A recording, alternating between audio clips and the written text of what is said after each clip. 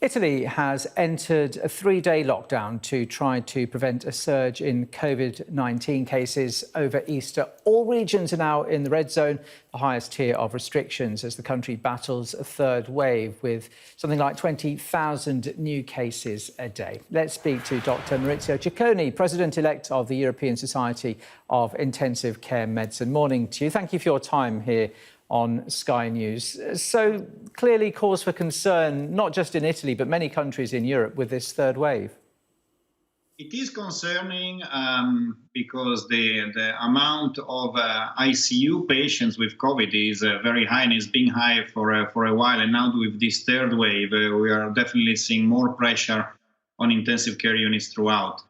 We are talking probably about an average of about 25% of ICU beds occupied by COVID patients, but we have to be very careful the way we interpret these numbers, because often they are reported as percentages over surge capacity. But if we look at baseline capacity pre-COVID, this percentage can be much higher than that, sometimes up to 80%. And the problem is that we often talk about beds and ventilators and medical devices, but one of the biggest limiting factors is healthcare workers, especially skilled healthcare workers, to staff these beds properly. So are intensive care units under intense strain then? They are, and they have been.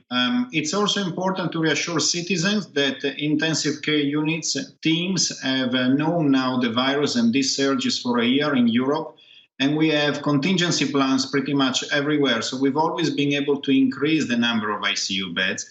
But this is an enormous effort and is not clearly sustainable at the long term. ICUs are the last line of defense. And when we have to increase ICU beds, it means that the other strategies like containment maneuvers in the community, test and trace, and now vaccinations are not adequate if we see that there is more and more pressures on hospital beds.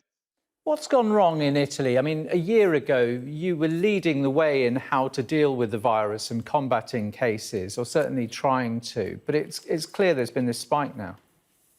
I think one of the mistakes that we've seen throughout in Europe has been probably not dealing very fast and promptly with the variants. We've seen what was happening in the UK. Also, with the European Society of Intensive Care Medicine, together with the colleagues from the UK, we tried to warn that the variants were really a threat because they were faster and they could have posed a threat for a very fast third wave in Europe. I don't think we sequenced enough. I don't think we have been able to contain the small clusters fast enough. And this has been a common theme everywhere in Europe, not just in Italy, where you see that then there is the resort of a general lockdown. No one wants a general lockdown.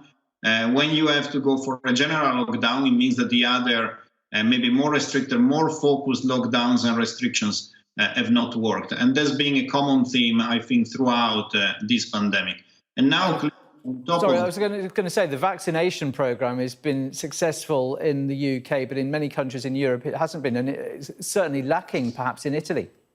I was going to comment exactly on this. Is the light at the end of the tunnel is going to be with the vaccinations, and I think throughout in Europe the vaccinations rollout is not fast enough for us. We do want equal access to vaccines for everyone in the world, but now in Europe we have to be faster, of course.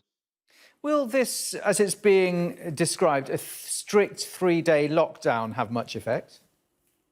What we've seen, a similar situation over Christmas, where preemptively we tried to have some restriction into the movement of people.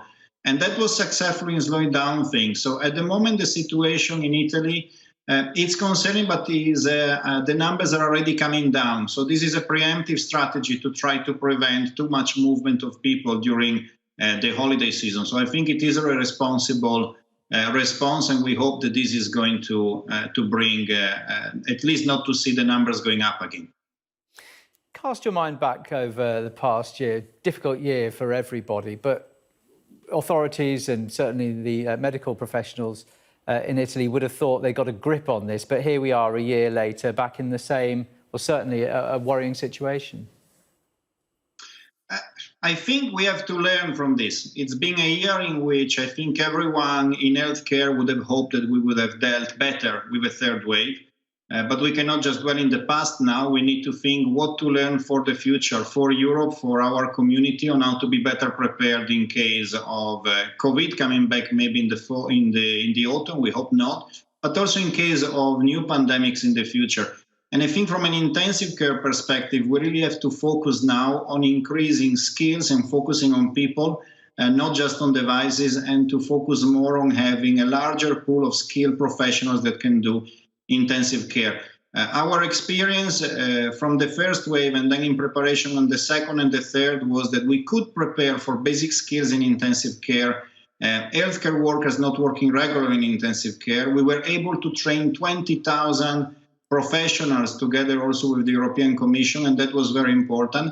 But now we need to think how to have skilled professionals for the future. And in intensive care, we have this paradox that we can move patients between countries, but actually intensive care is recognized as a qualification in individual countries, but does not exist at European level. So that prevents the free movement of intensivists.